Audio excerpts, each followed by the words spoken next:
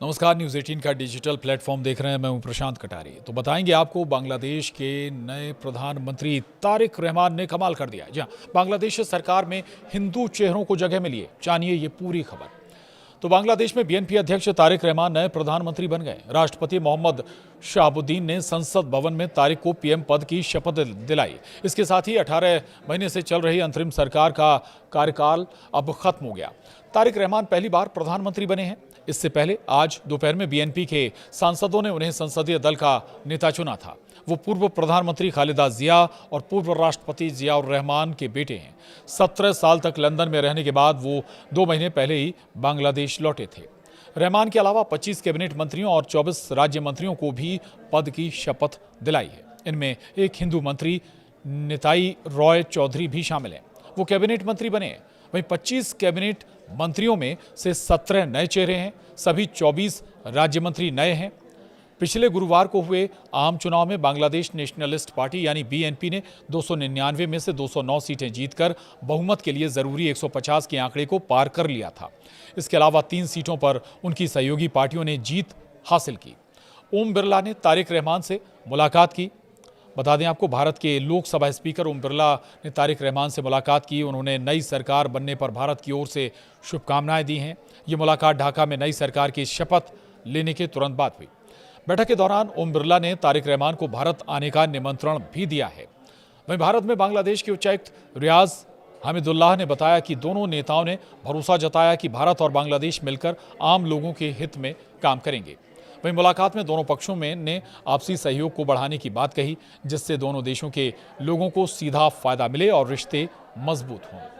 वहीं बांग्लादेश की 13वीं national parliament के नवनिर्वाचित सदस्यों ने मंगलवार को नेशनल पार्लियामेंट के साउथ प्लाजा में शपथ ली। सुबह करीब 10:42 पर स्थानीय समयानुसार मुख्य चुनाव आयुक्त AMM नासिर उद्दीन ने सांसदों को शपथ दिलाई।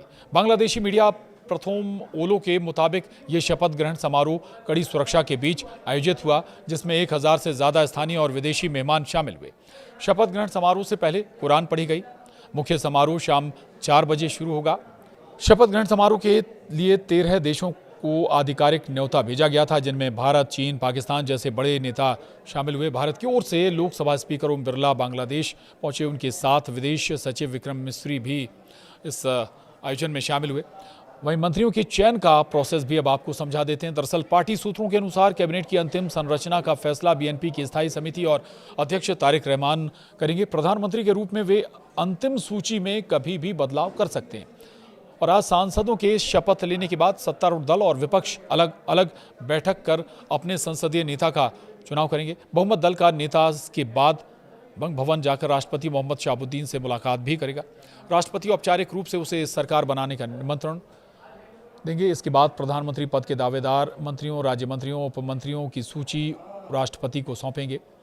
अब आपको बता दें, तारिक रहमान ने 2 सीटों पर जीत हासिल की और उनमें से एक को छोड़ दिया। बीएनपी के चेयरमैन तारिक रहमान ने ढाका 17 सीट को अपने पास रखने और बोगरा 6 सीट को खाली करने का फैसला किया।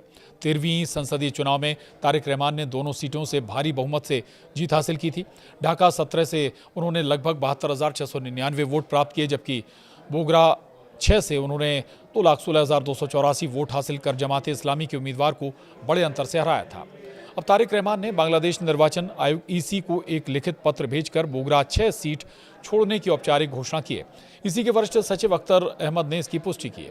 वहीं बांग्लादेश के नियमों के अनुसार जब कोई सांसद 2 सीटों से जीतता है और 1 सीट छोड़ता है तो उस खाली सीट पर उपचुनाव कराना होता है। इसलिए बोगरा 6 सीट पर अब उपचुनाव होगा, जिसे EC को 90 दिनों के अंदर आयोजित कराना होगा।